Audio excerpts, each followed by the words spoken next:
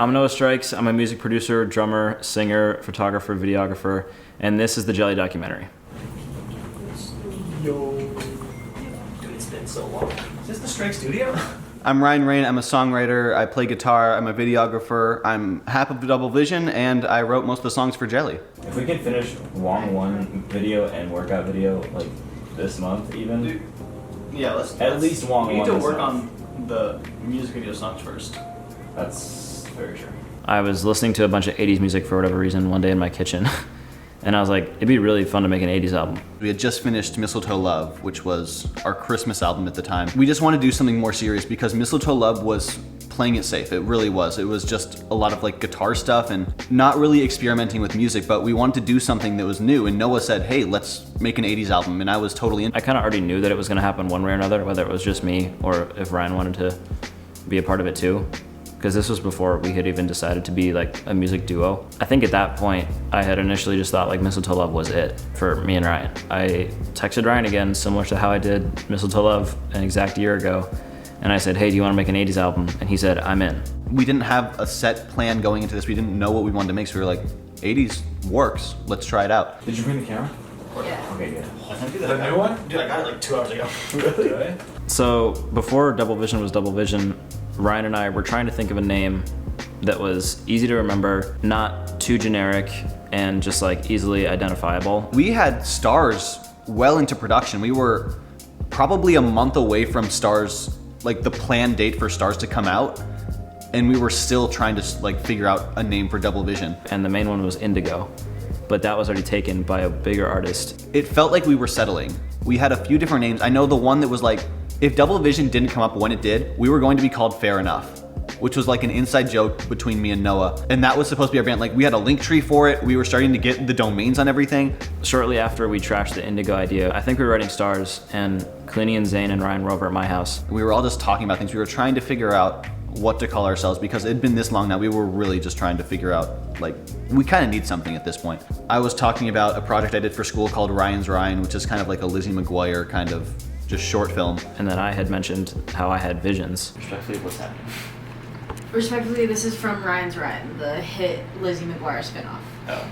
My short film movie thing from 2019. I have I'm gonna check to see if Rocket. Visions. And then Zane goes, Visions should be your band name. Visions should be your band name. Ooh. And you know, it was kind of a moment where we were all like, wait a minute, because we're kind of onto something here. Ryan and I both kind of gave each other the look like, oh. And by we, I mean Zane. And then I go back to Zane. I hope we could put the clip in here. Double Vision. Double Vision. And it's like, we get it. Like that was when we were like, that's like it. That's us. We are Double Vision. That is us. So we did some research, and I think it was, what was it, like a European something electronic duo was the only Double Vision at the time. Double Vision is a Spanish Euro dance duo. So we were like, okay, that'll work. You know, if we're trying to look back on it, probably not the best for like searchability, because if you look up Double Vision on any platform, it's like, I'm having migraines and my eyes don't work. I'm seeing double. But I think it's still just a really good representation of us because it just makes sense.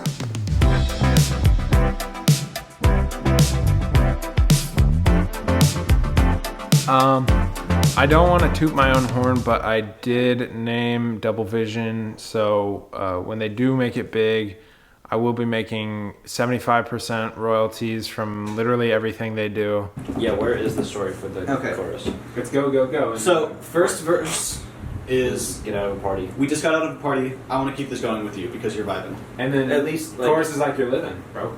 Yeah, chorus is like, driving through the night, look at the stars. Yeah, like pre-chorus is getting into the car, and then, right? Yeah, pre-chorus is like walking to the car, basically. A lot of it was like trying to figure out what kind of vibe we were going for at the beginning, because I know a lot of it was like really slow at the beginning. It felt like ballad types. It was a lot of like, we wanted to go piano heavy, like very reverby and like big.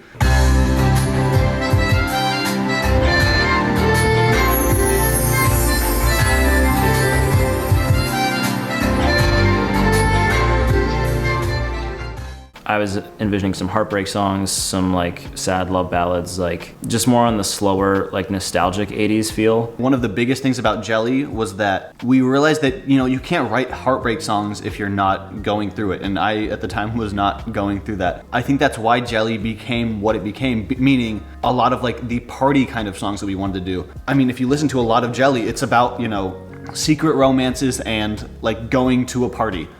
And I think that was just kind of a great reflection of how the process of Jelly was. We're having fun doing this every time we get together to have a writing session or to produce something new or find a new sample that we can use in a new song.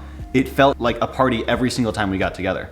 Because we have car, and then what else? Oh, B plot was performance, like you guys. We don't know. Is it garage or is it mountain? I think garage works. I invited Ryan and Zane over, and Cleany. I'm Zane. I helped write some songs on Jelly, and I'm a dancer in the Movin' music video. First stew sesh. And tell me if you like it. Okay. What is it? You're okay. Follow me and we'll climb. That's the first line. I heard a few songs at Noah's house. I liked what I heard. They were working on Stars, which I didn't know anything about at the time.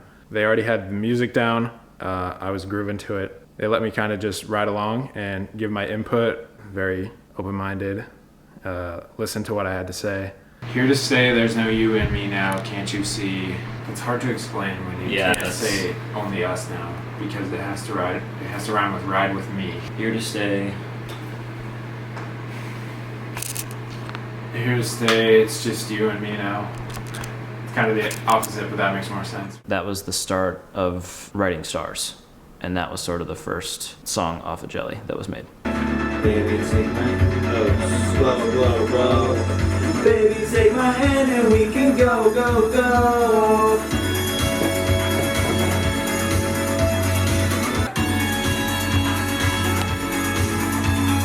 Ride with me, go where the stars shine.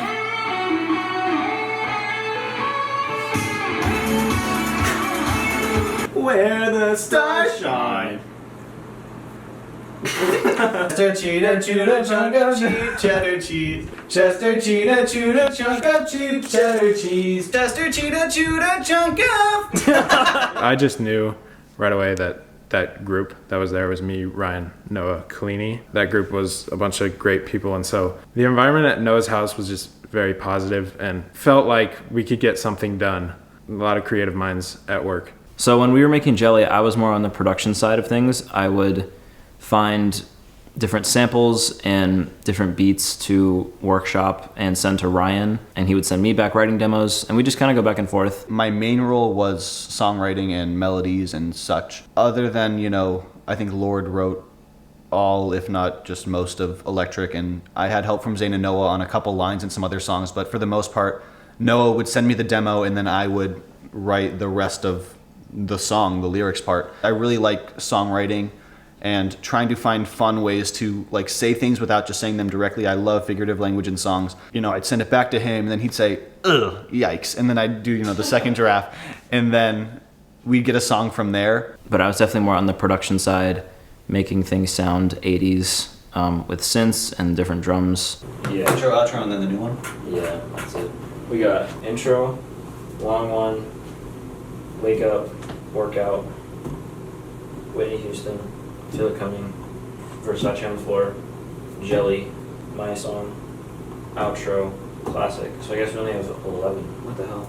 So the initial vision for Jelly was a little odd just because we were throwing everything to the wall to see what stuck. Have you done Wake Up? Like actually made it? I have not. That's the only one I haven't done. Okay. There was sort of like a first wave of songs that we had made. And I need to build out my sax song too. Is 80s, classic 80s done? No, that's the new one. Okay.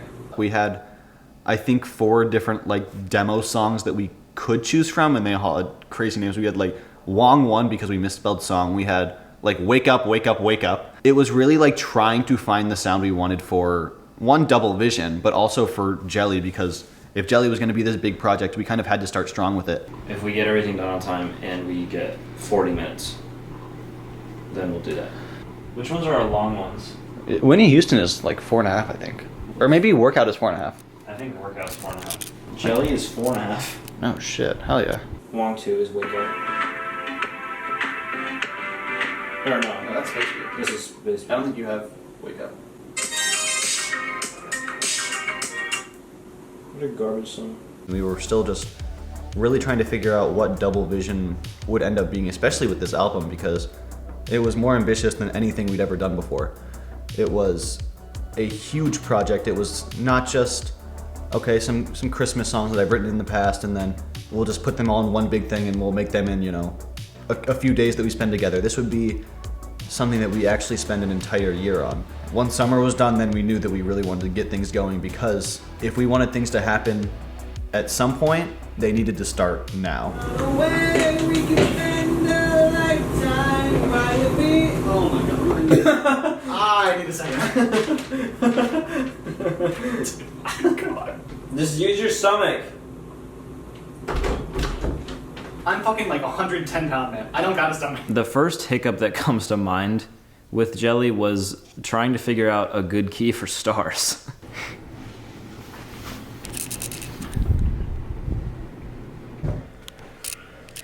They're gonna be like, whoa, this was in the doc that I watched. Wow. Shut up. And that's it. You were out of focus this entire time. Don't know what to do. Dude, why isn't my voice sounding right? Don't know. Dude, it's like I gotta get in my flow.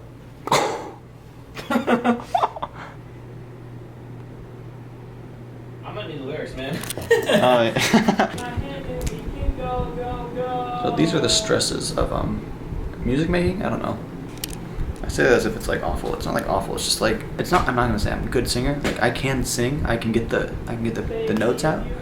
But like I have limits, and these are outside of them. So if you hear Strikes in the background recording his chorus, don't mind it.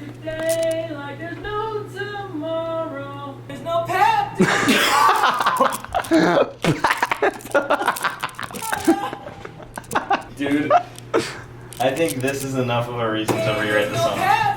Dude, the thing is, we literally, it's in the wrong key. There's nothing we can like rewrite about it. That's the problem. What do we do, man?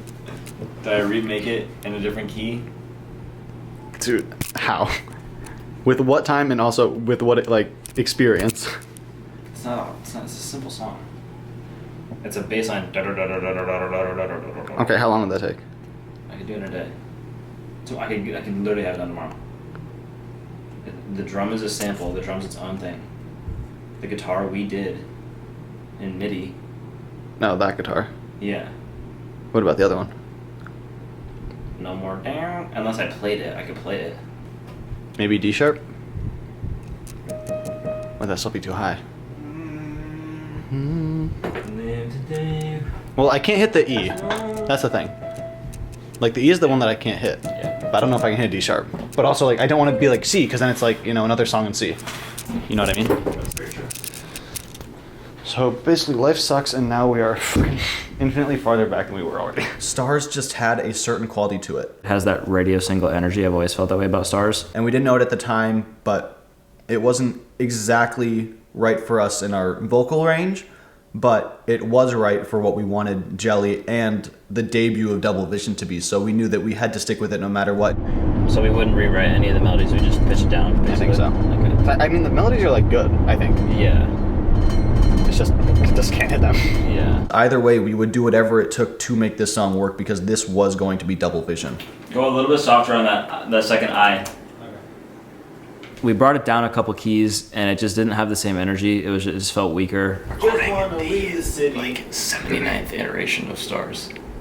Take 800. Take 800 of Stars.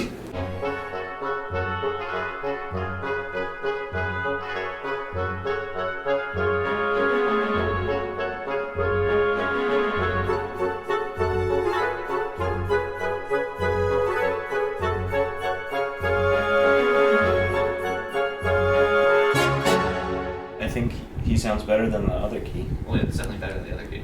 I think it's just iffy on your beginnings. I'll show you something different. I know you wanted to. Instead of just wanna leave the city and take you somewhere new. Don't want you saying never. Don't want you staying in. All I was looking for was a better Take You Somewhere name. And that one, you got it.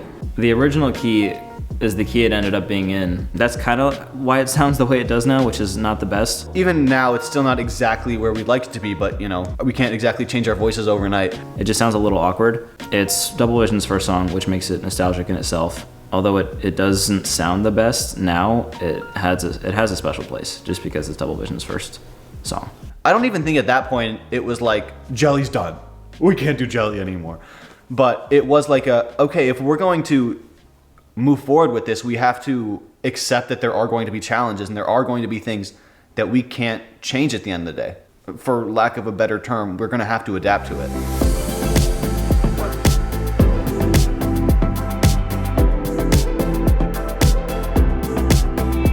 Welcome to Behind the Scenes Stars promo. The plan is to get the smoke contained in an The area. plan is to cover this somewhere in the snow cabana with fog, and then I have a purple spotlight. We're gonna hope that it gives us better rays than my Philips Hue light. We had to make some promo for Stars before we shot the video, and that was done at Cleany's house, the same exact spot we shot the Somewhere in the Snow music video. Jelly. We got Jelly. And this is the running theme because the album's called Jelly. We've had Jelly at every studio sesh, except one, right? You forgot one? Oh! Zane is our behind the scenes man. Shout out Zane. So it doesn't get on you. Shout out Zane. We had to get all these blankets to cover this like gazebo type thing. Do we have clamps or anything? That would be a good idea. I probably have some at my house. Yeah, we'll have. Oh. I say we get this set up. We see how the fog starts Do to it. look, Yep. and then we. Hey, you got the fog machine out here? Yeah, get it started.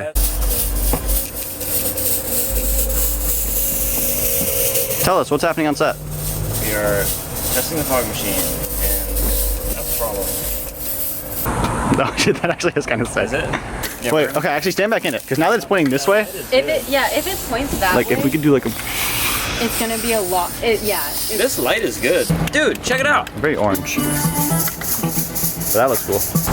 Yo, when you stand in front of it, it's so sick. That's what I'm saying.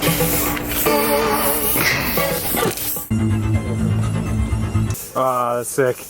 Do we need more fog in front of the, like, in front of Kalini? Yeah, that might be a good idea. We had to use 2 different fog machines to fill it up completely to where you could barely see 2 feet in front of you. I think they had to take the. Hear me out, hear me out.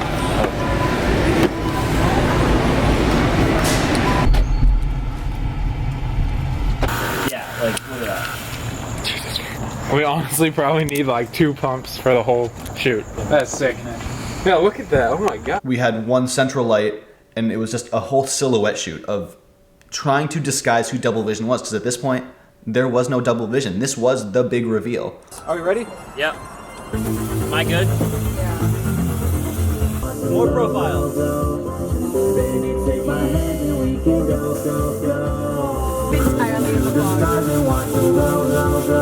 Oh, that's so sick. I'm gonna wait. Okay, ready? I'm gonna walk into it. Oh. This was Double Vision's big reveal. This was their first time actually showing who they are going to be and being more serious about it. And so that night was really great for just trying to figure out who we were and how we would show ourselves to the world. Yes, perfect. Yeah.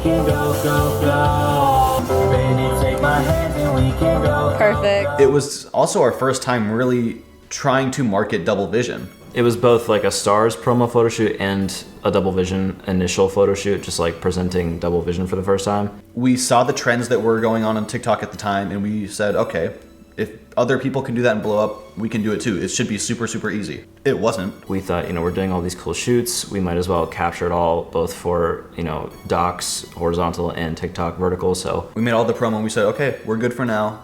Let's move on, and then let's actually start working on the Stars music video. Recording. Saying you're the one for can you help me bring drums? We went to my house and we took my whole drum set apart, took that downstairs into the garage. You can take this if you want to grab the pedal. Jelly time. Jelly time.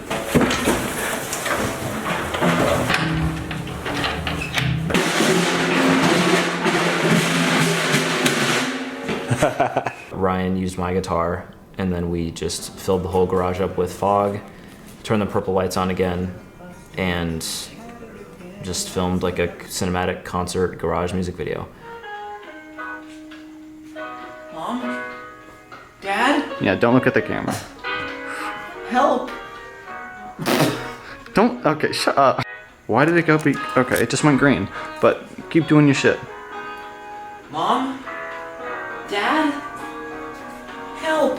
Somebody hotbox the garage! And then like I'll close it, and then we'll all wait out here. I'll grab the garage door opener out of my car or something and have it in my pocket, and then it'll just be like a follow shot of us walking up and then it'll open. Maybe close it like most of the way, so you can just crawl under.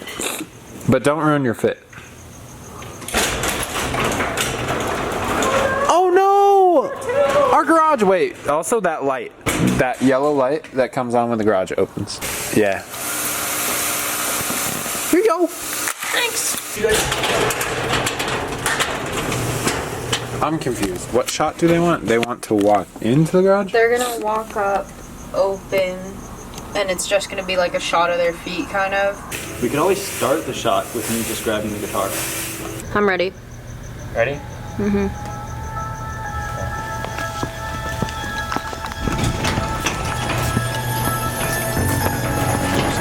Yo, this looks sick. Is that good? Yeah. Can you get that real quick?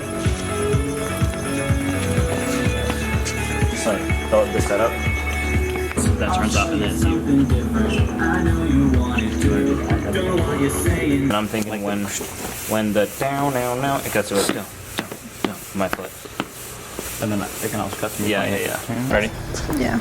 And yeah, I remember I got the Double Vision Letterman because a lot of people wore Lettermans in the 80s, so I wanted a custom Double Vision Letterman. I still have it. Vintage, like traditional 80s, that's sort of like a reflection. You can kind of notice like the more traditional 80s elements in Stars. Do you want to try something like this? Okay, let's get rocking. No time for stopping when another body's just beginning. Baby, if you wanna take it slow, so baby, take a breath and let you know. So we started filming and we ran into the problem. It was supposed to be something of a live performance music video version where Ryan's singing and playing guitar and Noah's on the drums, you know, killing it because that's what he does. Garage wide open in a densely populated neighborhood at 11 o'clock at night. So we had to be real quiet. Noah was just hovering over the drums, not being able to touch any of the drums.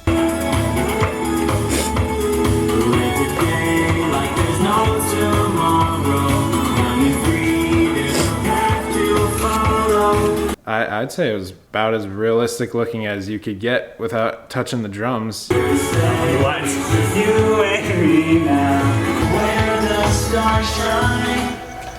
Yo, that looks sick. Good. And so we shot the entire garage shoot first because it was really easy access because we just did it in Noah's garage at the time, and then it was just us and Kalini shooting and Zane behind the scenes making sure everything went smoothly. The thing is, Stars was originally supposed to have a second half. It originally had much more than what ended up coming out because what came out was the purple foggy garage shoot. It's a little bit of an 80s editing style, and it's like two people in a garage just singing a song about after a party, let's ride to where the stars shine.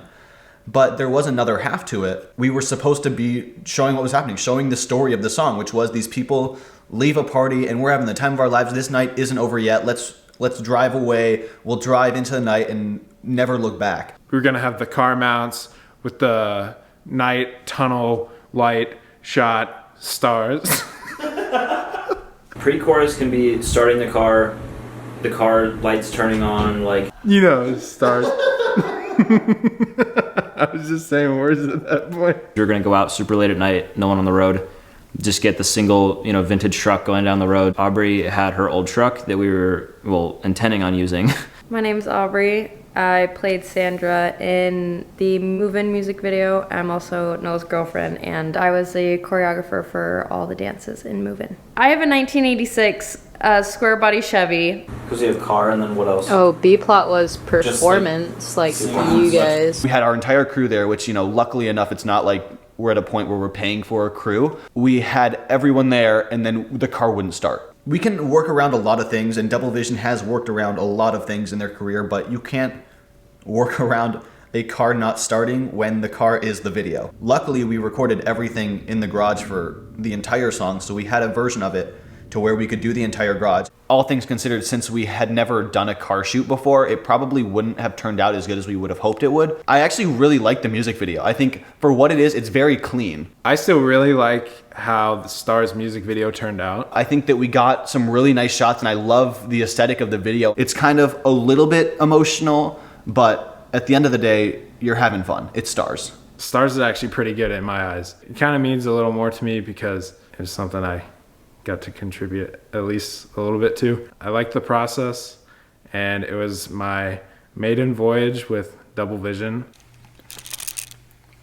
Noah's not having much fun setting up right now, so I'm gonna bring him his favorite chunky, munchy, crunchy treat.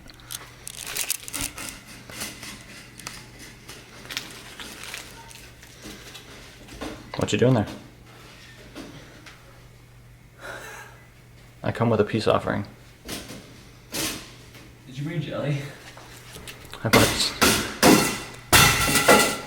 brought jelly. This is how real men take their jelly. Got jelly on my pants.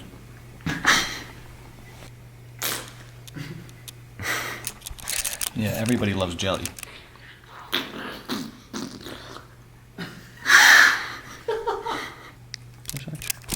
So go to your local grocer and buy some jelly today. Things kind of slowed down video and promotion wise in the winter. Through a Screen came up. During that time, I wrote a Christmas song because it was coming up to winter. We released Stars in November, and then I always just love writing Christmas songs during Christmas time, and I think it's best to write songs when you're feeling an emotion. Originally, when I pitched it to Noah and everyone else, it was something where, okay, here's a song, let's do this for next year because we have so much planned right now. We can say, like, we'll have a song in advance.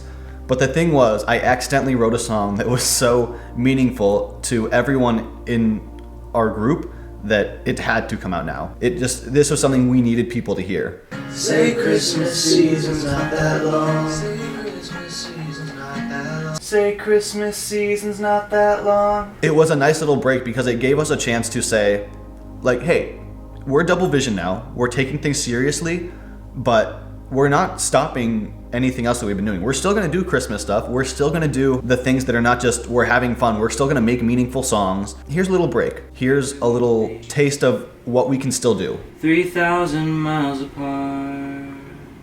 That was good.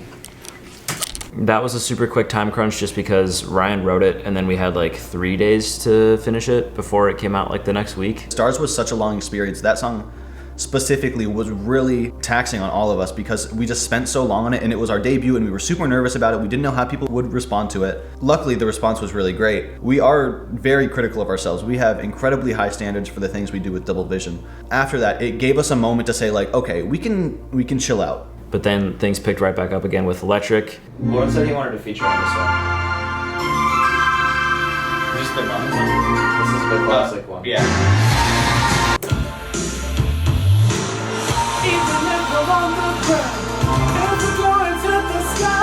All we need is here right now. Going to the sky. What is it? All we need is here right now. yeah.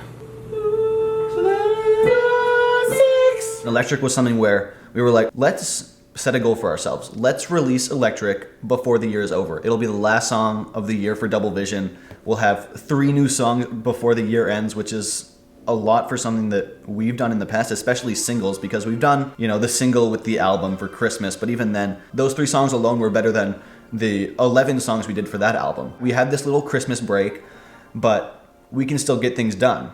Whoa, even if we're on the ground, or if we're going to the sky. Somehow we ended up at Zane's house for the writing and recording of Electric. And we literally wrote the verses and I wrote the bridge the same night that we recorded everything. Can you back up from the microphone? Actually, put the whole mic in your mouth.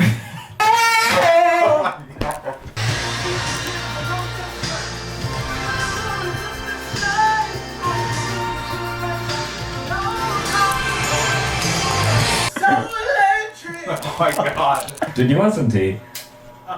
I think you should get some tea. I think you should get some tea, respectfully. What kind of tea? Peppermint. Oh. Yeah.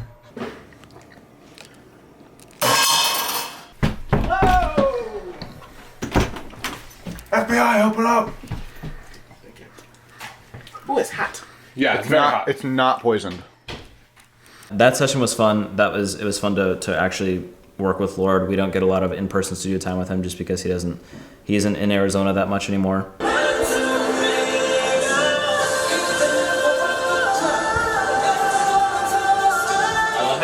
you do that on purpose? That was one where we wanted to give him as much directing input as possible because that was really his song for the album. That was his feature, his writing.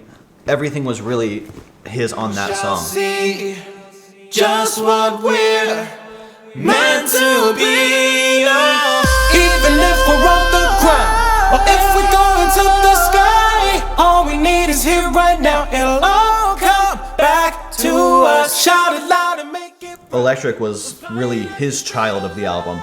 Oh, not his Lord child. That's not where I'm going with this. It's so electric.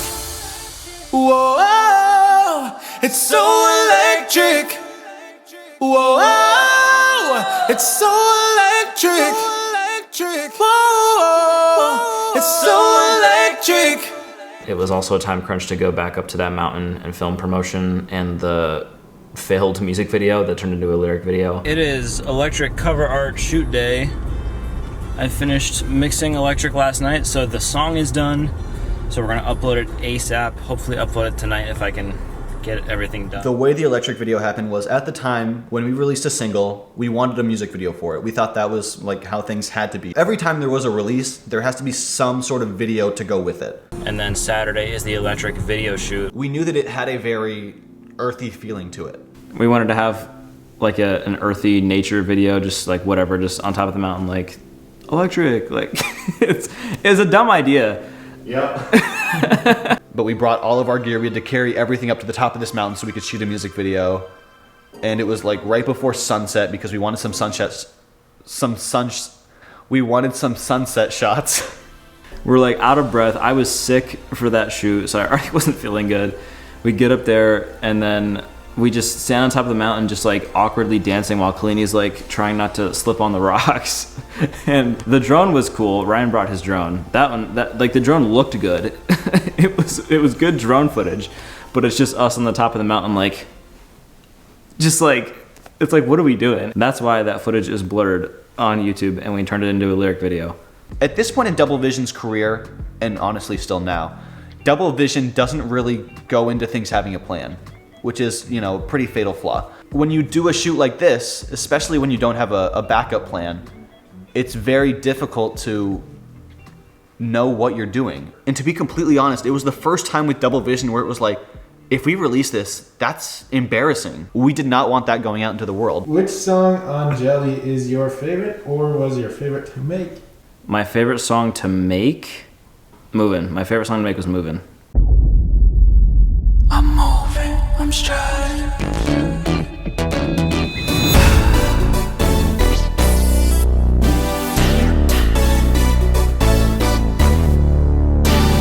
I cannot even begin to explain what Movin' has done to me mentally. We knew this was going to be the most ambitious thing Double Vision has ever done. We had started Movin', and this is a whole timeline in itself. Movin' was almost its own experience, and that was something that was constantly being worked on behind the scenes. But the music video can just like repeat twice. And it's like we're outside of the studio and we like hear it. And we're like, what the fuck is that? And we walk in the studio with and then slow motion glasses off. Ryan Rainey No Strikes as Double Vision. Since the first demo I was sent, we knew that it was going to be the song. This was not just another song on Jelly. This was the song on Jelly. This was going to be its own era. Thank you. Dude, this song is so good. Like, even while Stars was in its final stages, Movin' was moving pretty far along.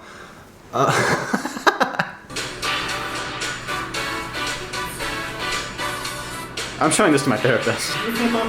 We knew we just wanted like a crazy home workout type of video. If this was going to be an 80s thing, we were going to hit on the 80s things, meaning we were going to hit on the 80s workout videos. I knew I wanted that song to have some attitude and sort of be like, oh, I'm better than whoever you're, messing around with right now. But also, it was weird just because we had to make it like a workout song.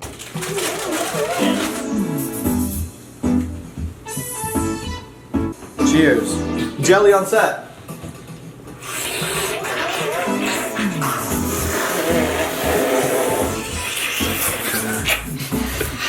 I was like workshopping every night when I would go to the gym and just sit in the steam room. I just put my headphones in and listen to the Movin' instrumental and just like workshop different melodies and lyrics and just concepts for the song. I brought my writing concepts to Ryan. I had some draft lyrics. Me, Ryan, and Zane revised them, just slowly chipped away at each concept that I had made until we got the final lyrics to Movin'. We can write this song.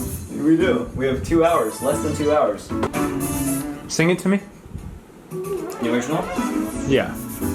The way you walk, the way you talk is something that I've never seen. Something that I can't believe. The way you got me staring, I do like that. The way you got me staring, Yeah, I like that part. What's the new line? You can do way better, you can do way better. Where does that happen? You can do way better, you can do way better, you can do way better. 3. Movin' was with Ryan and Zane. It was one of the only, if not one of the better writing sessions in person that we had. Can we find something that rhymes with like staring at? Blaring at my Karen. Karen, caring, daring, tearing, herring. Comparing. They'll do something with. Okay. This is why you're on the team. Because you said one of the words. Yeah. You wrote some lines out there, Zane. I wrote some lines on Movin'. I wrote some lines on Movin'. I wrote a few lines on Movin'. I wrote a few lines on Movin'. I couldn't tell you which lines, but it was. He can't compare I wrote the lines, he can't. I wrote the line, he can't compare an eye, and I would argue that. We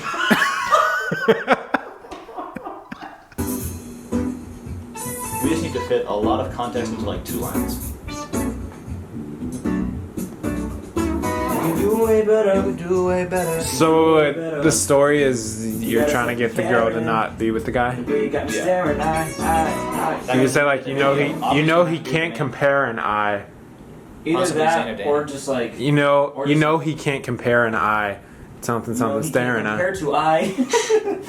No, he can't compare blank. I mean compare comma and I. Are we leaving that? Are we doing convinces me or no? Okay, so are we leaving this section blank? Probably not. Because that's a lot. No. I want to say I'm stuck something. I can't. Staring. I'm stuck something staring. Wait. I'm stuck with you. I'm staring. Stuck on you. I'm staring. Can't compare an eye. I'm stuck on you. I'm staring. I'm stuck on you. I'm staring. I think it could work. We might have made a breakthrough. I'm stuck on you. I'm staring. I'm moving. Oh, damn! I've done it so long. I'm trying to have like 100+ vocal tracks. I'm trying to have like so many layers. Are you down? Some whisper tracks. Yeah, of course. Again, that's the weirdest shit I've ever heard. What the? That's the weirdest thing I've ever heard. It's groovy. Yeah, be like, yo, what happened? And it's like, oh. Could we bring one instrument on that point? Yes. Ow. What happened?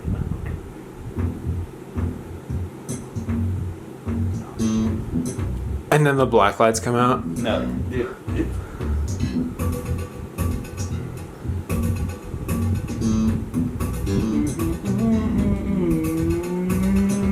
Yo, wait a minute. Wait a damn minute. Right? Dude, when it's plugged into the speakers in the room, Dude. it's so crazy. Corny. Corn? Sorry. Oh my god. You gonna film? Yes. And then recording was really fun because, at least for the ad-libs, I was just kind of doing like Michael Jackson type ad-libs, just like fooling around. And then I remember I bounced all the takes, and they all lined up with the song at different spots. And I was like, oh, this is actually sick. So all the like ta ta, that was all just like random, just me messing around in the vocal booth. I kept all those in, and then obviously all the harmonies, the vocal stacks, the whispers. I'm moving.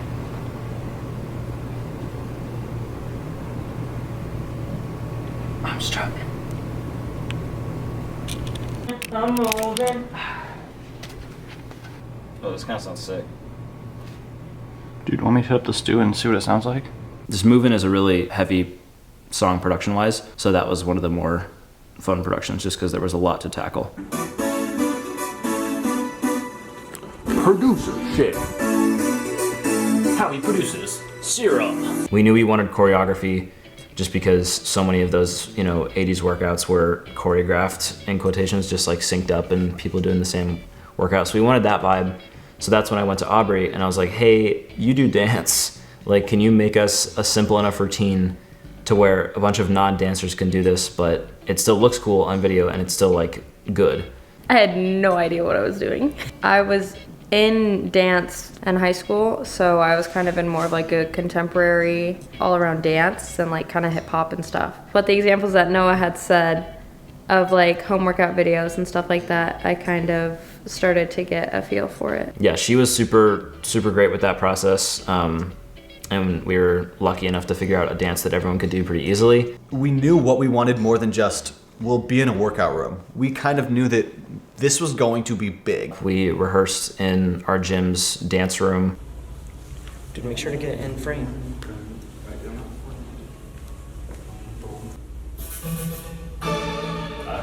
Yeah. Was Sunday our good day? Oh shit.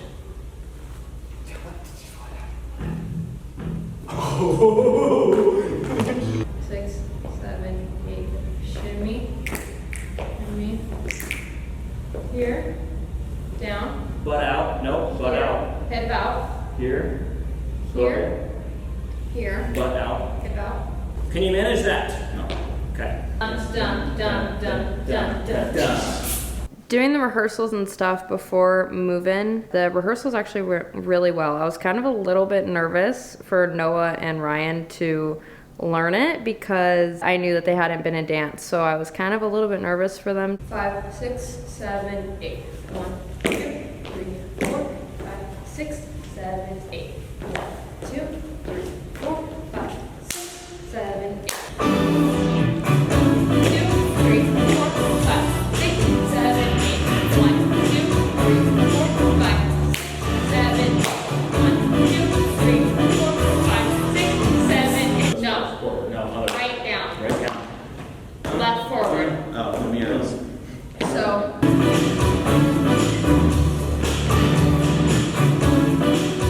'Move-In, the choreography isn't really like complex or anything like that. It's pretty simple, especially for beginners and stuff, because I knew that we didn't have like people that had been in dance and stuff before. But they did really well, honestly, and they picked up really fast on it, which was great. Ryan and I were doing costume research, like trying to figure out the color palettes. Purple, pinks, and blues, and wristbands and headbands and tracksuits.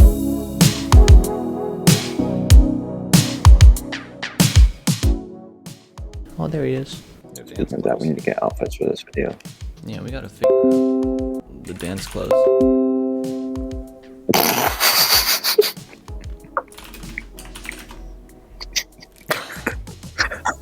What is the vibe for the outfits? Dude, I don't know. What is this? Anyway. Oh, it actually was. I think this was the one that we're looking at. Is this the vibe? Yes. I don't know if we're doing the neon jump or tracksuits or if we're doing the short look, because the tracksuits would look better and we would stand out more during the group dance. Like, we're the only ones in the tracksuit, and then would the boys the be other in like these kind of things? Yeah. I'm thinking, actually, what we could do is me and you are in tracksuits, Zayn and Danny are in short shorts, Yeah, like and this the girls are in. Yeah, and then the girls are in... but we're in tracksuits, we stand out. That actually makes sense. And then we can incorporate both outfits. And I think we get, like... Yeah, because we're in this kind of shit, right?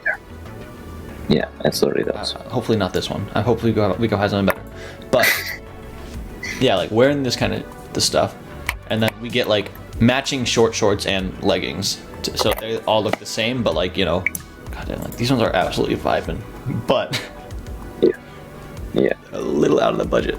Anyway. Here, select a size. Select a medium. Medium. How much is a medium? Oh, fuck. Damn. Dude, respectfully, I don't know, man.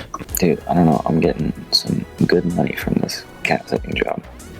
That's our character name for the video. Smithies. We get like a vintage sign that says Smithies. I'm not rocking with the color palette. Yeah, we get a vintage sign that says Smithy's Workout Studio. That would actually be really funny if it said like Smithy's Workout. Yeah. Dude, that's the song name. That's the song Smithy's name. Works. That's the song name. I don't know if we're calling it Smithy's. Yo, why not? That's funny as hell. The Smithy. Smithy's Workout. Dude, that's it. That's literally it's literally not, respectfully. What's your favorite Double Vision song 10 years from now when we have a, you know... I really love Smithy's Workout by Double Vision. You know what? Mess it. Let's just call the entire album Smithy's Workout by Double Vision. From the creators of Mistletoe Love, we bring you Smithy's Workout. My favorite color palette is the blue, pink, and purple. Yo! $5.98. What would be cool is if we could figure out a way to make a D and a V look like a lightning bolt. During the bridge, because it's like all the instruments cut out, you know, for at least like a little bit. Yeah. We figure out how to do a black light in there. We get the neon sign, and then it's like neon lights on our shiny jumpsuits. We're all like fucking. It's, you know what I mean? You're not gonna believe this. The spotlight I got is a black light. Fuck, dude. Okay, hear me out. Because could you imagine all of us fucking doing our choreo? We're still doing the solo choreo, but we got fucking black light neon signs in the back. Dude, tell me it would be the sickest shit of all time. That would be very sick. I'm in. Yo. Can we get the shoes? We found those tracksuits, luckily, that are like now iconic to Double Vision. They've been used, you know, dozens of times in promotion and videos and stuff like that. I knew I wanted Aubrey to sort of be similar to us, so we got her sort of the same colors and just made it like girly enough and still 80s enough, but still cohesive with our outfits.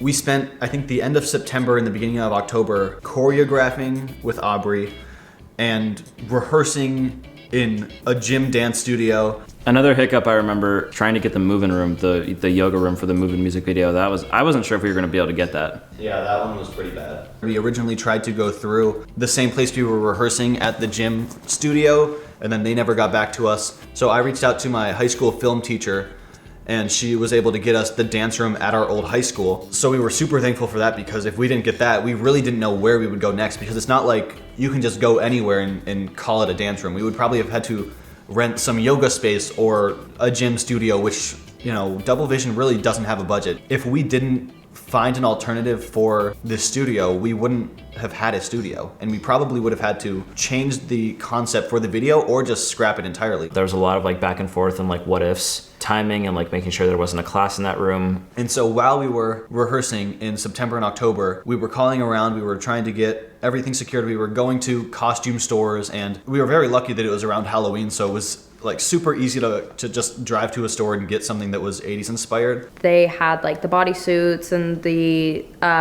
like the tights and stuff. It was still a little tough trying to figure out how everything would fit together, because originally we had a plan for 2 extra dancers in the video. Initially the plan was we were gonna have 2 more girls on both sides of Aubrey, and they were gonna be in pink and green, and I'm really glad we didn't do that. We were kind of forced not to do that just because we couldn't find 2 girls that were willing to do that, all that for free, and just like be a part of it. But I'm kind of glad it worked out that way. I like just the 5, and it just looks a lot better. I like that it wasn't like too much, because I think it's like moving is like just enough.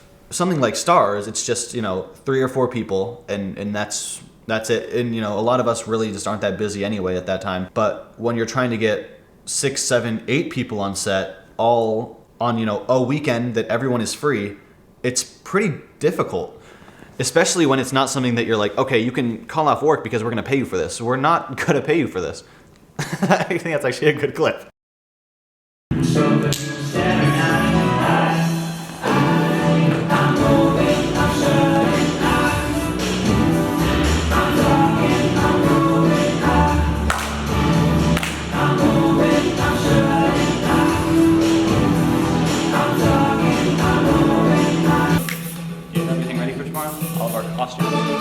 I have it all in a suitcase.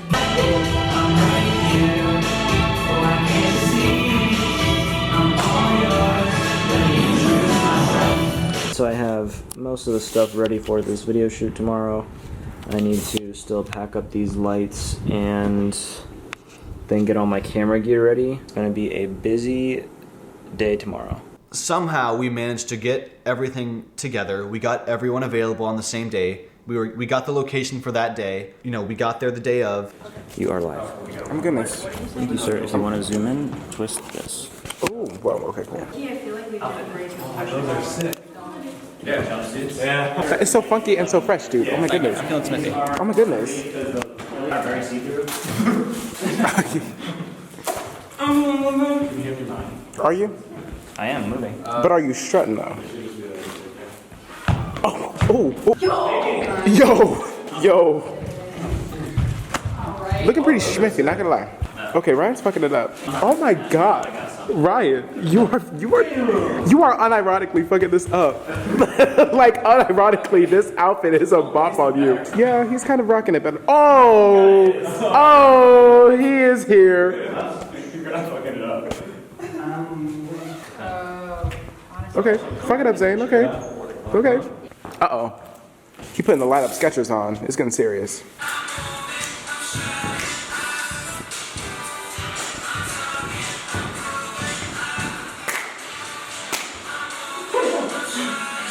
Oh my god. The only problem was that we only had, I think, 6 or 7 hours to shoot in the dance room because a class actually needed it for the time we would had to leave. And so we were trying to figure out everything in this 6-hour time frame.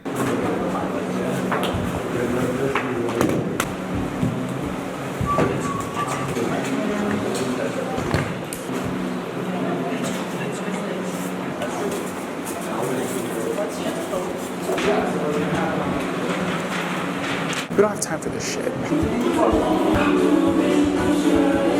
Oh.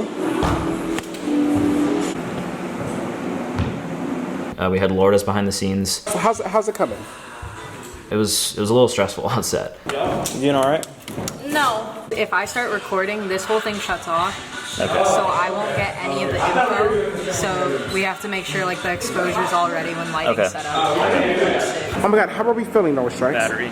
Dude, I'm a little nervous because we're behind schedule. Getting ready, we were putting on makeup, we were making sure our tracksuits were on right. A bunch of people doing a bunch of stuff at once, like Kalini setting up her stuff while I'm, getting the treatment to my phone so I can look over the shot types, and, Ryan getting dressed, getting all the lights set up. Aubrey teaching Zane and Danny the choreo and them learning really fast, which was great. I don't know.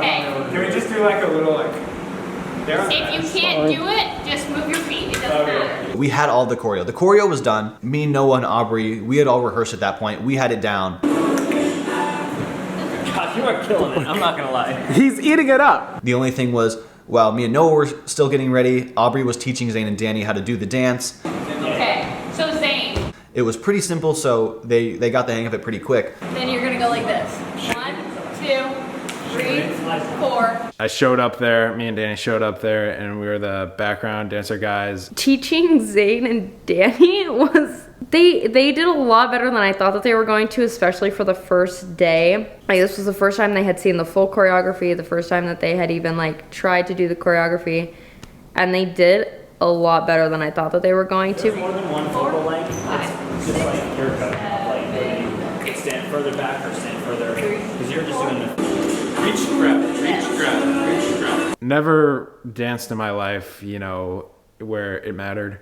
So learning that for the first time, honestly, it was pretty fun. I didn't think I would like it, but it was a new experience that, you know, it was fun in the end. It wasn't like a hard dance to learn, so I think it was really enjoyable. Oh my God, it's double band. That was like our first thing of, okay, we just need to get them to do it right, and then we'll be good. We can figure out the rest of it. A lot of go, go, go at once, and it just felt chaotic in the best way. I really enjoyed being on the set of Movin'. The entire project was, I would say it was the most fun as far as music video and creating the song. Lord was really good at behind the scenes. He really captured the energy of the shoots.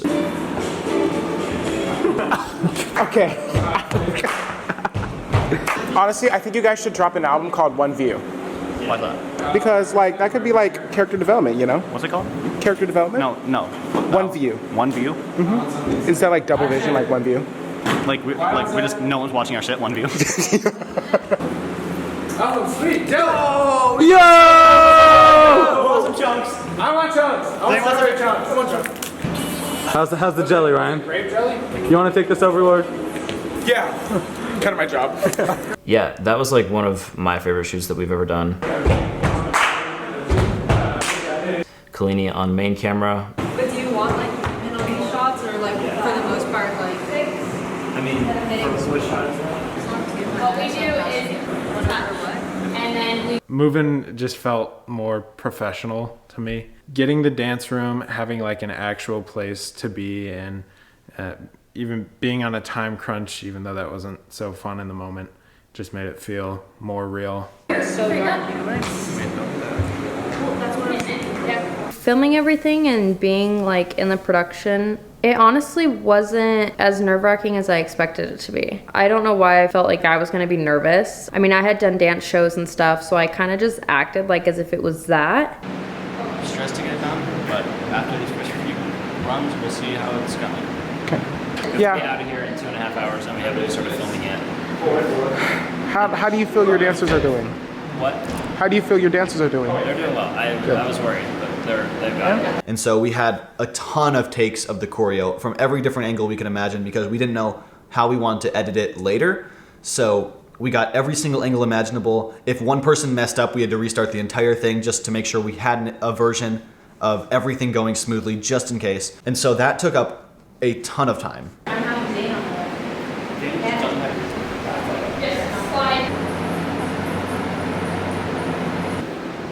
Oh, that part's gonna be. Yeah. I think that's good. That's good. And of course, you know, we're Double Vision, and at the time we did not have really a plan besides the choreo. And then we realized after we were finally done with all that we really only had a plan for the chorus of this song. It's not like we had choreo for the entire, 3-minute runtime. It was only chorus, chorus, chorus. It was even more behind schedule than we thought we would be. What if we tried like this?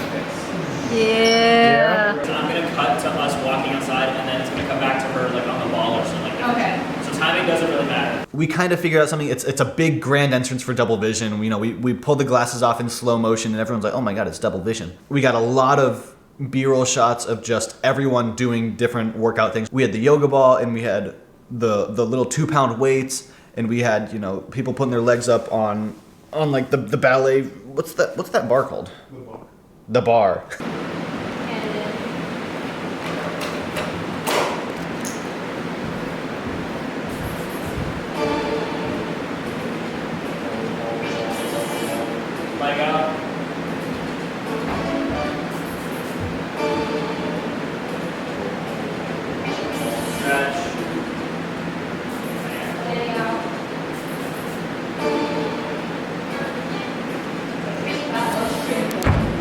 But the problem was we were running out of time. And then we realized, okay, final chorus is different. We don't even have a shot for the final chorus yet because that's supposed to be like the lights turn out and then it turns on black light and it's all glowy. Oh, this is it. Speak close. I think you better. Hey, what? That's it. We kind of have to do this quick. We have to get the blacklight scene because if we don't, then we're not going to have a final chorus, and we only have today. Action! 2, 3, 4. Lights on, gotta do this shot. Lights out, sir. I think we don't have a second verse at that point, and we're like, okay, you know, we'll just throw in more of the B-roll, people lifting weights. We'll figure out how to make the blacklight scene look good, and we'll figure it out later because we have to leave. And we were packing up our lights and like changing out of our shoes and our tracksuits as this, you know, group of 11th graders are walking in and like trying to figure out how they're gonna do their final dance for class. Do we have everything? Yeah, I have your phone. Come on, that's a wrap. It is. Thank you guys for real. Like, thank you so much for doing this. And so we were done. Moving was over.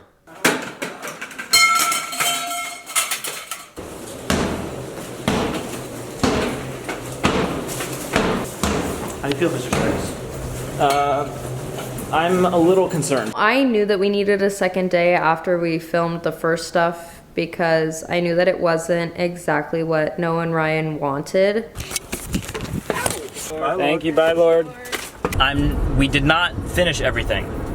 I'm not sure exactly what we did and did not get. That was in like mid-October that we filmed that. We had a long while to sit with the release of Stars and figure out what we were gonna do for Movin'. Movin' was a little far down the timeline, so we knew we had time. What ended up working out was somehow everyone's schedules aligned again, and we got access to the dance room again.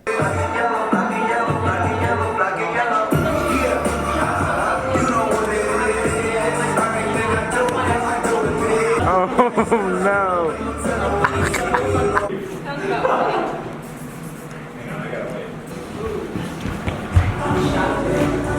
Well, yeah, it's 100% right now.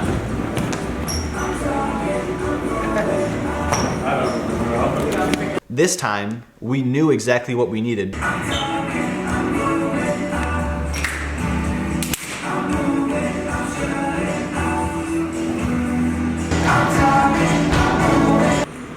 Danny messed that one up.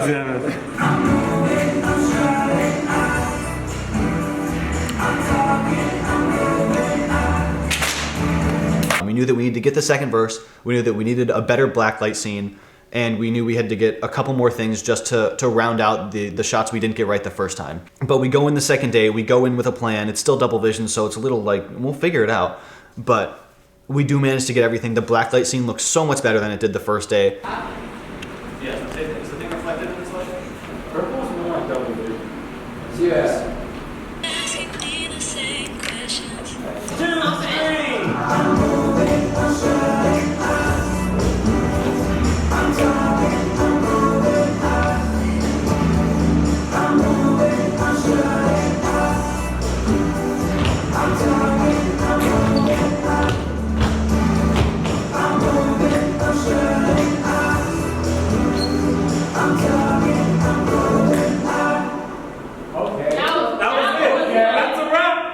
207.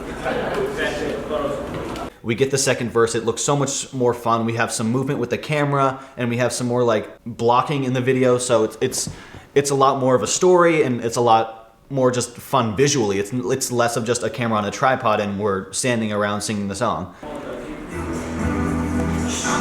Kelly Tour. What I want, you see it now. You can understand. I'm a better man. You're right here, so close to me. I'm so sure it's not myself moving. Kalini obviously killed the whole video.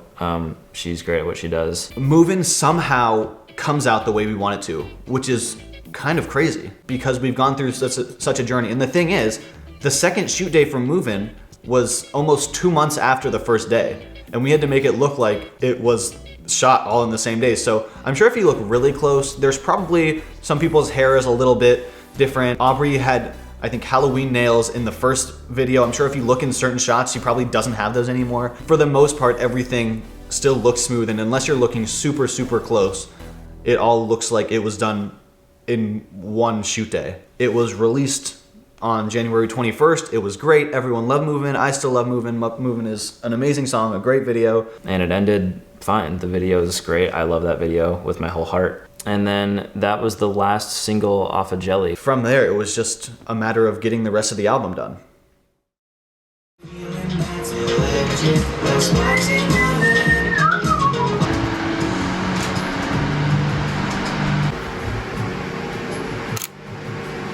Again, loser. Ugh. Moving forward, especially after we got done with the Move-In era, because Move-In was so big, we really decided, you know, Jelly's meant to be a fun thing. Let's keep it that way. If we keep putting deadlines on ourselves, we're going to just hate it. And we didn't ever want to hate Jelly because Jelly was like our first child. And so along the way, we kind of loosened ourselves and the restrictions that we put on ourselves. And because of that, I think the rest of Jelly was able to be what it was, and it was able to be so fun, and it was able to invoke the party feeling because we were able to have fun while we were making it. That's what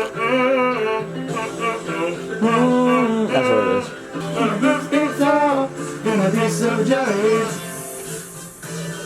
It was a ton of behind the scenes stuff. We didn't have to worry about making a music video.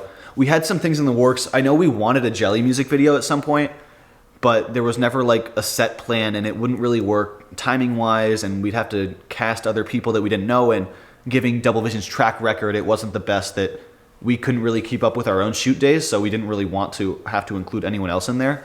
And so the Jelly music video kind of fell through. It was like if we get around to it, we'll get around to it. There are certain things where, yeah, it'd be great to have them, but at the end of the day, we kind of have to prioritize the actual music. That is the most important part of the album. Without the music, there's nothing to make a music video for or make promo for, because the music is the heart of the album. Give it flare, fist in the air.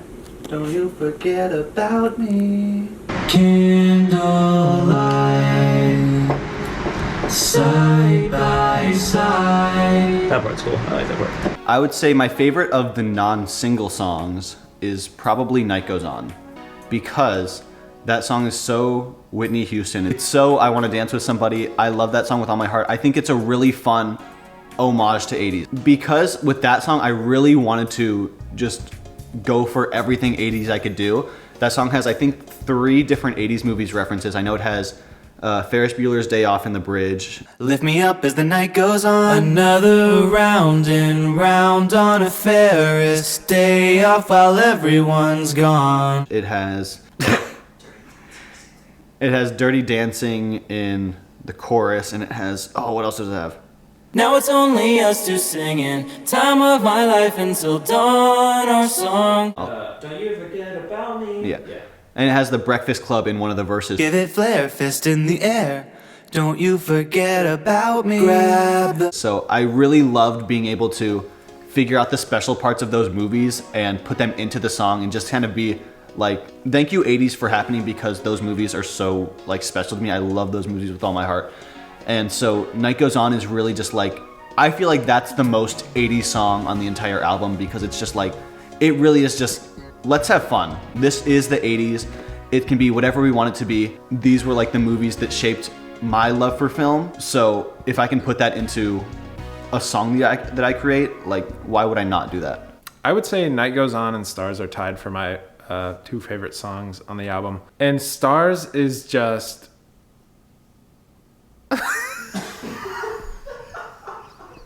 Stars might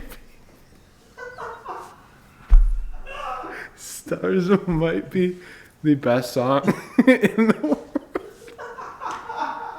Night Goes On is that real 80s Whitney Houston vibe, and Stars was just really memorable to me to be a part of the songwriting process and the music video process. It just sticks with me, and it's a catchy song too. Along the way, we had to find the rest of the album, but in a way that kind of connected everything and had a little bit of a flow between songs throughout the album, so it wouldn't be just like you're jumping from this emotional ballad to so it was really fun trying to figure out how we would connect all these things. So during all of the behind the scenes stuff for all of these songs, we knew we wanted a cool way to promote them, because at this point we've been doing all of our research on, you know, how to blow up on TikTok, how to promote a song as, you know, a beginner artist and all of these things, but none of them were really more than like post every day about, hey, my song's out, check it out. And we just never felt like that was us. We never wanted to be the people who were like begging a potential audience to stream our song. And so we decided that we were going to have a little bit more fun with it, because we were so serious with the music. We wanted to have fun and keep it light with the promotion for it. And so we said, you know, we're doing an 80s project. Why don't we do some fun commercials? The commercials for the Smithy branded products. So we sort of had the idea to make products around our songs and then make commercials for those products. It's sort of just like a less direct way of saying like, hey, go stream our song. It's like, you know, we're making the branding for the products, we're coming up with the product ideas, and then we have to figure out a way to tie all of that into the song. The first commercial we worked on for Jelly was a little drink called Diet Smith. So Smithy, so Smithy, so Smithy.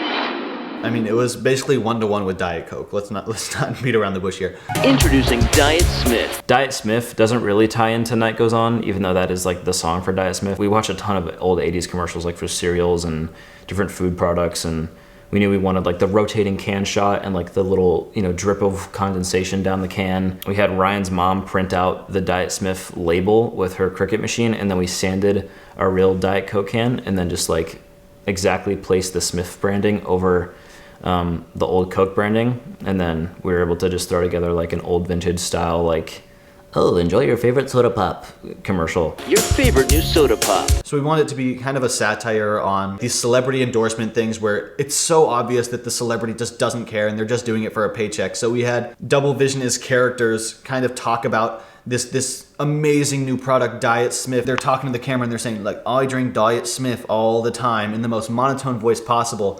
Just take Double Vision's word for it. We're Double Vision and I drink Diet Smith all the time. Of course, at the end of the commercial, because all of them really do promote the album at the end of the day, at the end of the Diet Smith commercial, we have the thing where it's like, buy Diet Smith and you get a free copy of Jelly, the album, on a CD. That was our first time trying to have some fun promotion for a song, which ended up being Night Goes On. Electric is like this big, powerful song. It'd probably be some sort of energy drink, electric energy. You know, we wanted that like traditional like football field Gatorade, like, it's so electric, electrolytes, like, you know, football coach yelling at you, just that kind of vibe. Today we are filming the electric promo, which is a little juice box energy drink. It's so electric! I feel like you should be louder. It's so electric! Yeah, that. It's kind of a Gatorade type commercial where, you know, it's a coach and this sports player who's just really not good because, you know, they just don't have the drive to do it, but then they drink electric energy and now they're great and they're getting everything done. They're catching footballs, and if you drink electric energy, you can blow up a football, but just by squeezing your fist. Gives you superhuman speed and strength. You know, I had the ref shirt on, I had the whistle. Ryan's like the, you know, the PE kid who's like struggling. We had Orange Spark, our love is here to make us spark. You know, we tied everything into the lyrics and the songs. We thought, what would we want to see? If someone was promoting something, what would catch our attention? And we said, you know, if we have some wild sports drink video where there's an explosion happening when someone squeezes a football, I'm gonna look a little more into that. I might consider streaming someone's song because they're doing something out of the ordinary. They're not just doing what everyone else is doing. They're giving me a reason to think that they're different than everyone else.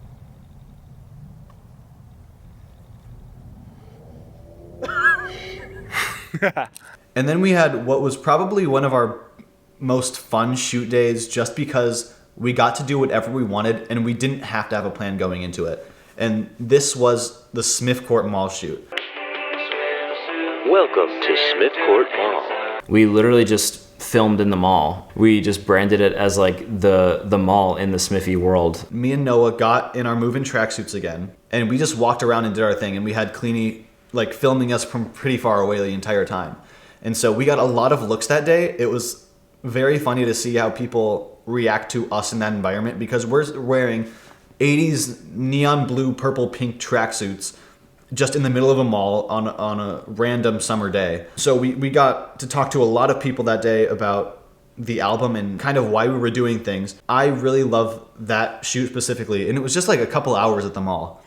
But I really loved it because we just got to do everything in the moment and we didn't really have to have a plan. Like I think there's a thing where we're eating in the food court and we were like, okay, if we're advertising a food court at the mall, what are we gonna do around here? There's this place selling really awful looking chili dogs. We need to get a chili dog, and we got it, and it was the most disgusting looking chili dog we have ever seen. And in just one of the shots, I think, is it you, Noah, that eats the chili dog? It is. And so Noah has to eat this disgusting looking chili dog on camera, and it was so. It was not great. It was not great. And I had to keep eating. And yeah, we had to get. We didn't get this shot, so we had to keep eating it. It was just a really fun way to promote the album. And then of course there's Smithos. Did someone say Smithos?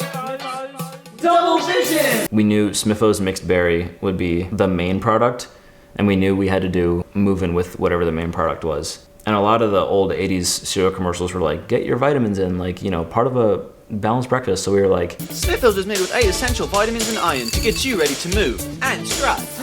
you know, get moving, get active with Smithos Mixed Berry, and then Mixed Berry is just like the Double Vision signature flavor. In my head, it was always just because the moving colors were kind of like Mixed Berry. Yeah, we made the Smithos cereal box. Ryan looked up some old cereal box designs and just sort of went off that, and then we just used blueberry Cheerios for the Mixed Berry Smithos. It was silly. It was supposed to be like an old school breakfast morning, you know, Sunday morning commercial. And then we put our Double Vision twist on it with including the weights in the box. It's like this 8-pound dumbbell in a cereal box. It's just like, what's going on? This is 121. KSMF. And one thing for promo that went through the entire span of Double Vision was Smithy's radio. 121 KSMF. We knew we wanted like an 80s style radio interlude kind of transition. I think it was often a week before the song came out. So we kind of made like a little mini series out of it with Smithy's Radio. So there's 2 radio hosts. They're not Double Vision. They're not Ryan Ray No Strikes. They're their own people. They're written as their own people. This is just adding to the lore so we can make things make sense in the future. And so they'd give like little advice things and they'd talk about the weather. You know, their favorite band is Double Vision, and they talk about Double Vision. They would always just promote Double Vision. They say, Double Vision, a new song coming out. Listen to it next week on this date. And again, that was just another way to have promo for the songs. You know, instead of just saying, you know, oh, my song's out, it's like, you know, radio style intro. We're sitting there with like the mics mounted up. Radio style show. It's supposed to look like, you know, an old radio lounge, and then it's us talking like, oh, did you hear the Double Vision? It's more stupid 80s stuff, but it was just fun promo. It's less boring than just saying on TikTok, go stream my song. No shade to anyone who does that, but we just wanted to have fun with it. That was probably the closest we got to, hey, we have a new song coming out, please listen to it. So Smithy's Radio was something we kept for not only all the promo, but that was something that made it into the actual album of Jelly. It's right in the middle of the album, and it perfectly transitions into Jelly and moves you on to the second half of the album. But it was something that became such a big deal promo wise that we were like, this kind of is so ingrained into what Jelly and Double Vision is at this point, we need to include this in the album too.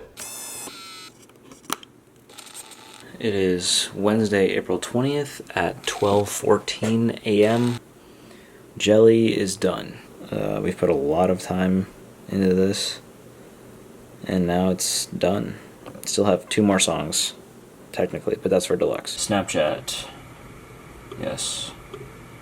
11 songs. 2032, 12 a.m. in New York. Jelly. Ready?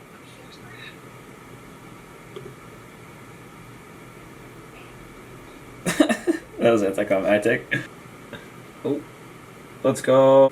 Jelly's done. That was actually sick. Alright guys, so it is 8:27 p.m. on Thursday, May 12th, 2022. 43 minutes until Jelly is live. I got some pre-release jitters, not gonna lie. This is like the first project I've actually been kind of nervous for. And I don't really know why. I think there's multiple reasons, but yeah, I'm nervous. It's out.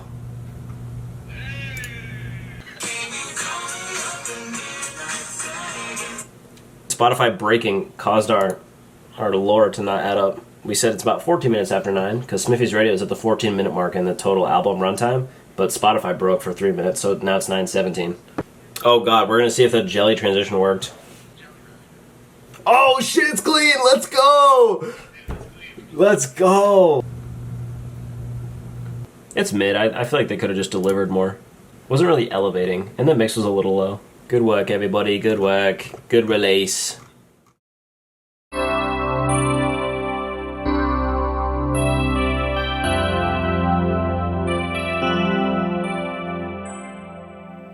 We're Double Vision. This is our song Jelly. Hope you enjoy. Jelly Live was shot at my house. I thought it was cool.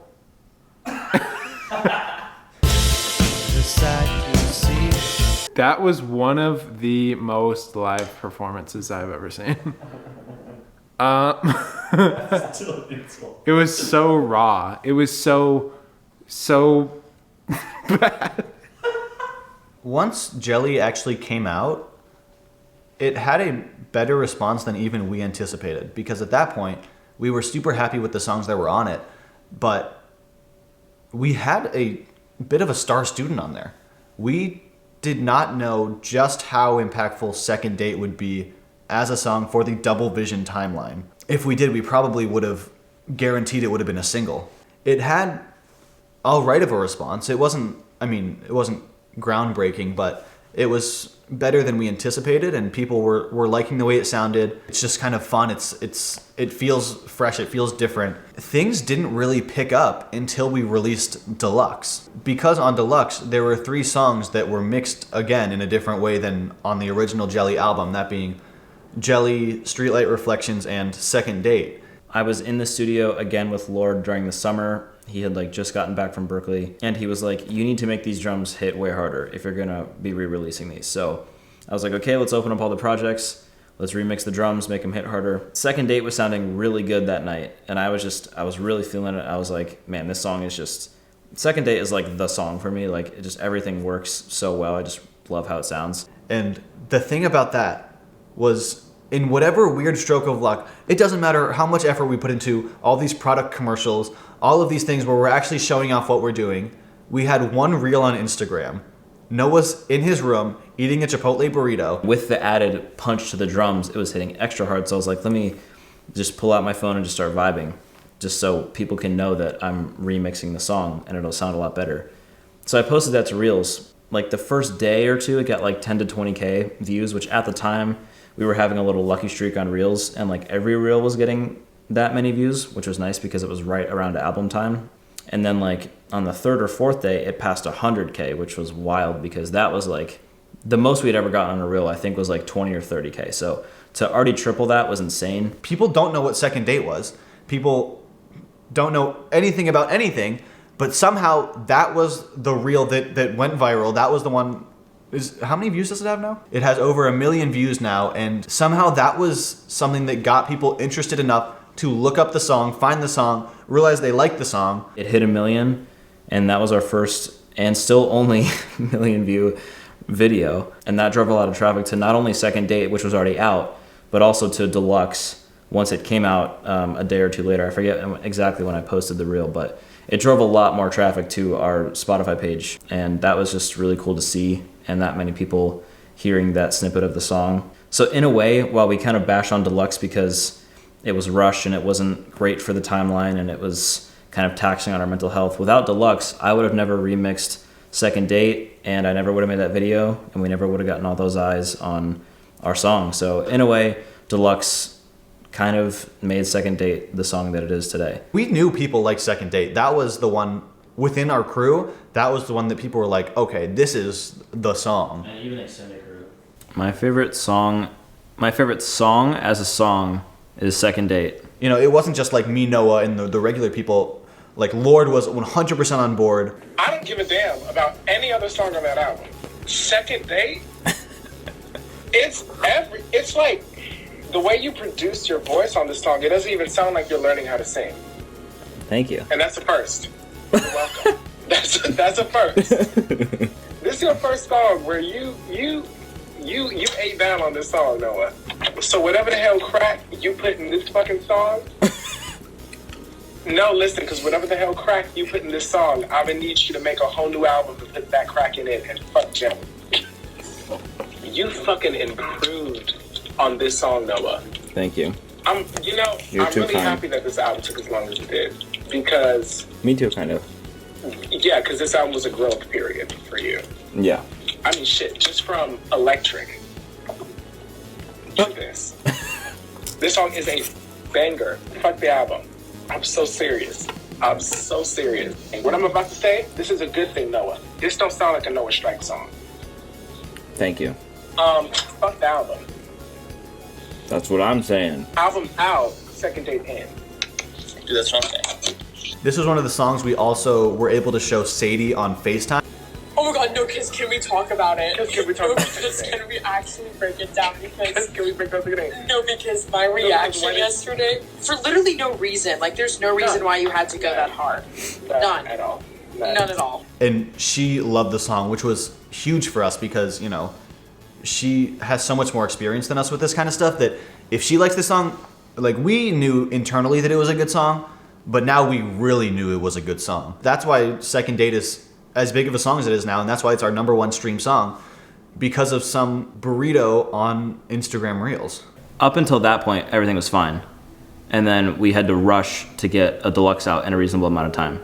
Jelly Deluxe was a little bit different because during the time of finishing Jelly, I was working on what was going to be Double Vision's next summer song for when Jelly was done. We really tried to condense everything into a really short time frame. Just because we didn't really have anything for deluxe, like no instrumentals, no lyrics, no ideas. And we originally had intended to include some cut songs on deluxe just because we had those songs and they were like songs. We were trying to like, okay, we have a scrap song, let's try to finish it in a way that's a song and then it'll be on deluxe. But we decided not to do that just because those still weren't done and we didn't want to rush those and make those bad. Within a month, we'd have Deluxe out. I think it was like a week after Deluxe came out, the summer song was supposed to come out. The problem was that we didn't really have a solid plan for the summer song, even music-wise, because if we at least had a song, then it would have been a completely different story, but all it was I had a song written. Jelly Deluxe kind of had to be rushed in a way that I wish it wasn't. You know, I wish it probably would have came out in like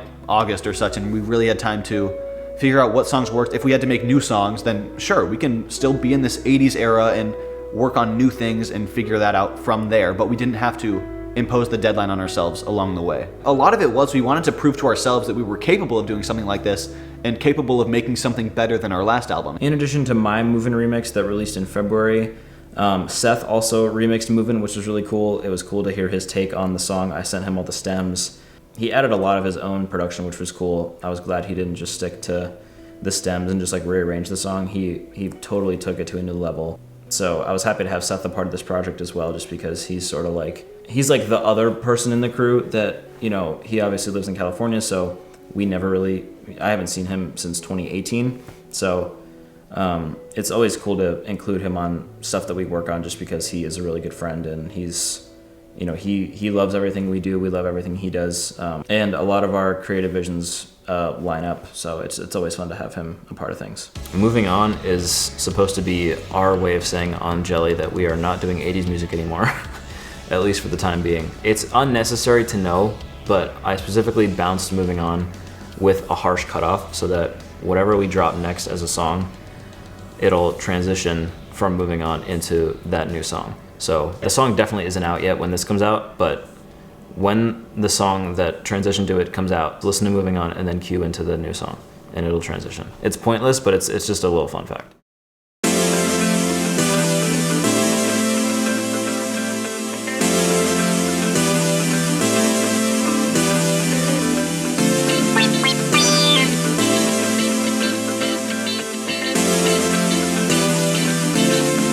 Gonna be so jelly.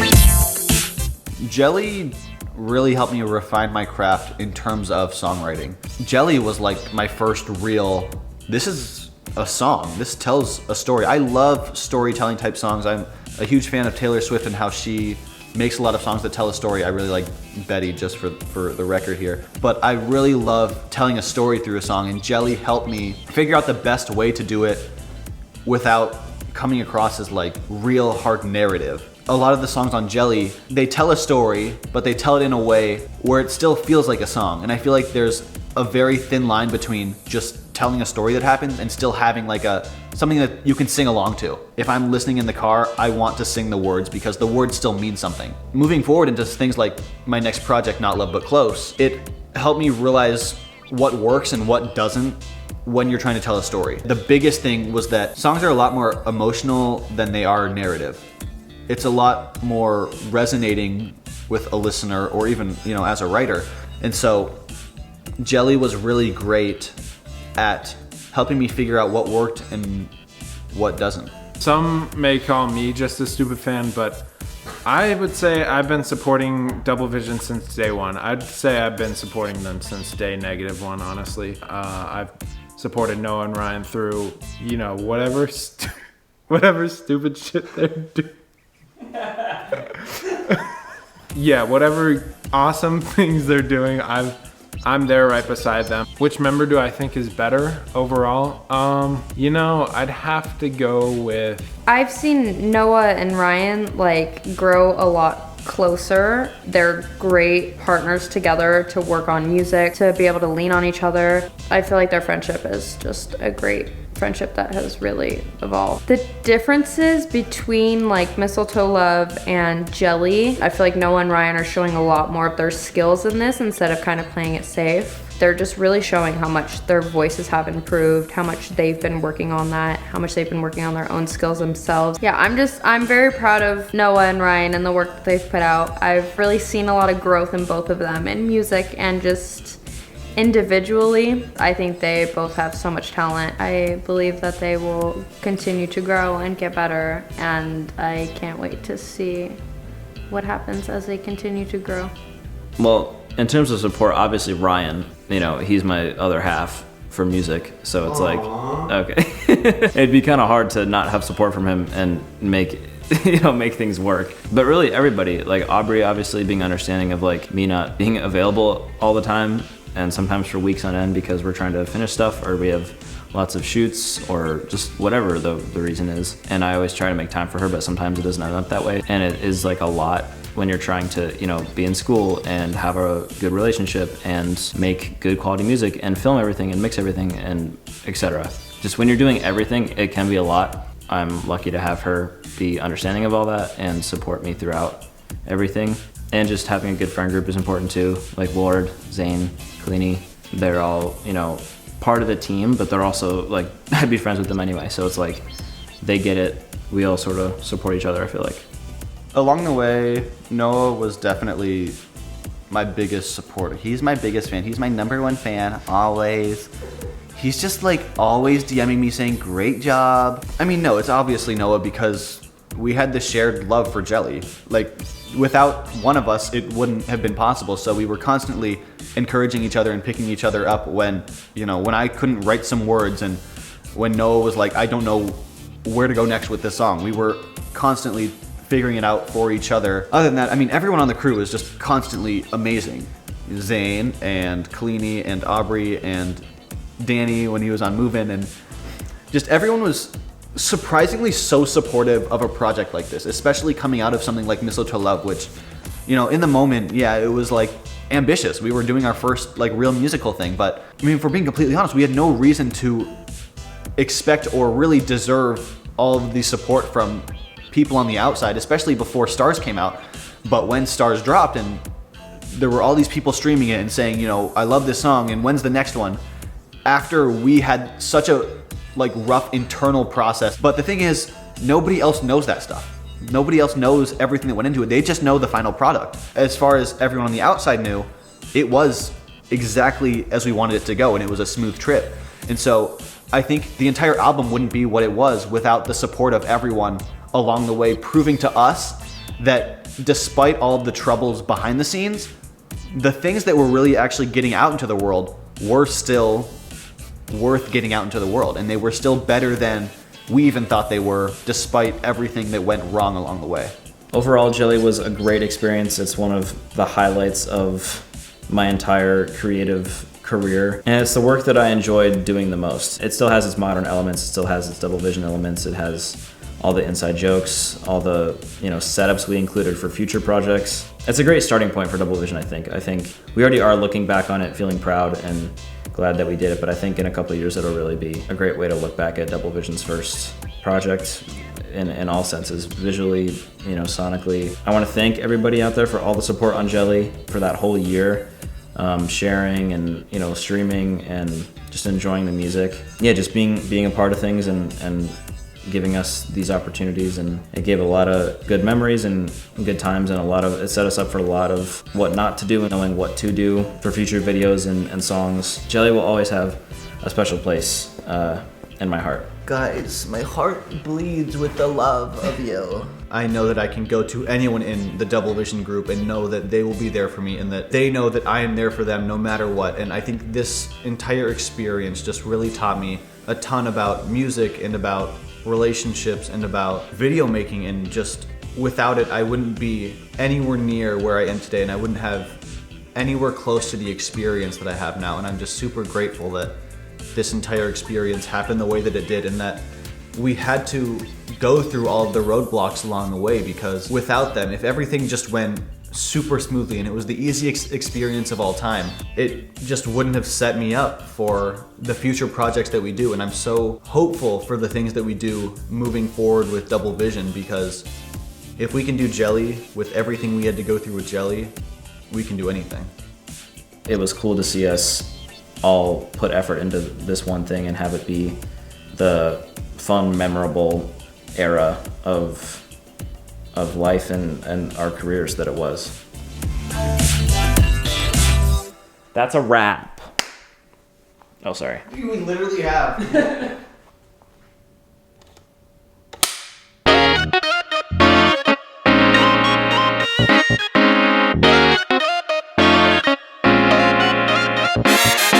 Feeling that's electric, like sparks in my head. All you had to do was smile. Take you back to my place. You're leaving my bed, but you could have stayed a while. Then you call me up at midnight, begging till the sunlight, saying you're the one for me. Tell you that I feel the same way. I don't even know your name, but when's our second date? Wake up in the morning, driving me wild. I can't get you out of my mind. Reaching for the phone, but holding the line.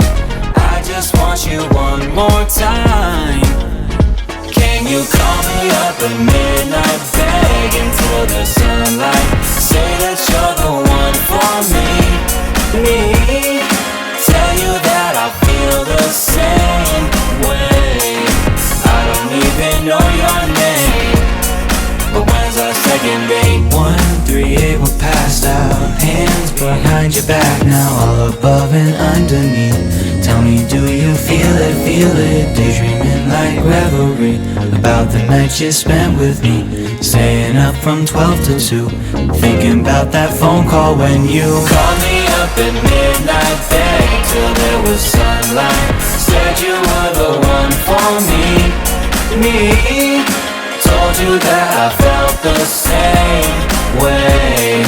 Didn't even know your name, didn't even know your name. Call me when you're lonely, be my one and only. Recreate that first time spark, any night or any day. I don't even know your name. Call me up or call me up, call me up at midnight, begging till the sunlight, saying you're the one for me. Tell you that I feel the same way. I don't even know your name, but when's our second date?